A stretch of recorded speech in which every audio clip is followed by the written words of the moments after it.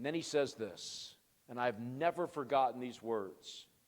And the reason I was able to find it so quickly in his compilation of sermons is because I wrote a note to myself in the front of the book with the page number. He says this, God's love never ends, even as it never had a beginning. God did not one day wake up, as it were, and decide to love you. He just did. From eternity past, beyond the comprehension of puny brains, us, you and me, beyond anything we can possibly imagine in our finite minds, God always loved you. And that's just too amazing for the finite mortal to even grasp. You mean there was never a moment when God did not love me? Nope. How do I know that? Because I'm His. Because He is given to me by proof of that love that never started and will never end. He has given to me the hope of the gospel. He has called me from darkness to light. It is an unchanging love. Perhaps you think as a Christian this morning that you've committed some act of wickedness. Maybe you've done something that maybe only you know about. God knows. And maybe you have somehow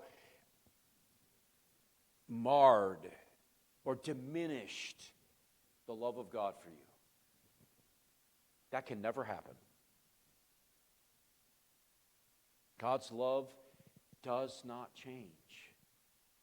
It is constant and intense and present and real every moment of every day, whether you're in sin or not in sin. And John wants us to stand back, and he wants us to see the greatness of this love. The Apostle Paul brought our minds to this very point in Romans chapter 8. Again, these are words that Christians throughout the centuries have read and have studied and have meditated upon and drawn great strength.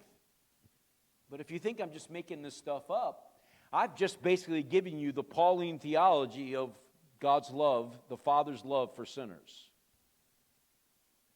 What does he say in Romans chapter 8, verses 38 and 39, or beginning in verse 37? No, in all these things we are more than conquerors through him who what? Who loved us.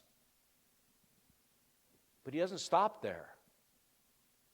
For I am sure, he says, that neither death nor life, you mean even in your death, God's love doesn't stop for you? No. Life? No.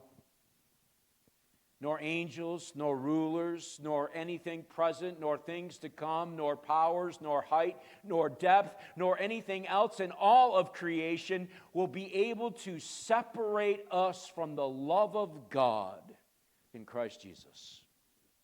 And how can he say that with such authority? If God's love could change, he could never say that. You might wake up one morning and think and find God doesn't love me anymore. But that can't happen. If God were to stop loving you, he would have to deny his own son. And since he can never do that, his love for you never stops. It's present day and night, 24/7, 365. It's a love that never started. It's a love that will never end.